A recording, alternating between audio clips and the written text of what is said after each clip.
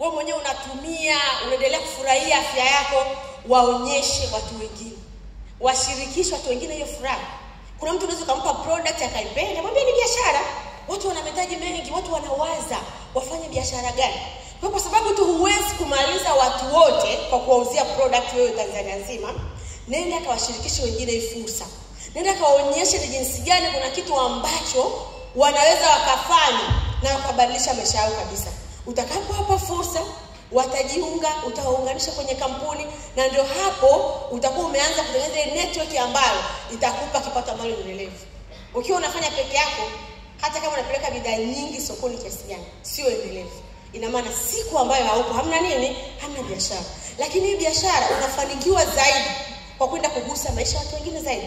Kwa hiyo nikukumbusha tu cha kufanya baada ya kujiunga, tumia bidhaa vizuri, shirikisha bidhaa vizuri, washirikishe wengine hiyo opportunity vizuri.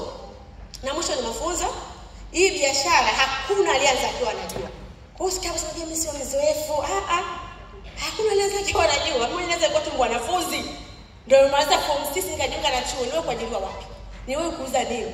Lakini kwa sababu tuna utaratibu mzuri wa mafunzo na tuna timu tofauti, kila timu ina mafunzo, kila timu ina system, watakuelekeza namna gani ya kuanza product gani, utapata mafunzo kuhusu product, utajifunza kushirikisha hizo product na kushirikisha fursa, na ndio hapo utaenda kuanza biashara ambayo itakupa maisha ambayo ni extraordinary. Kipengele cha mwisho ni kuhusu pesa. Hii biashara unapata faida mara 3 kwangu mimi, na ninazipata. Na niko nazipata toka 2011.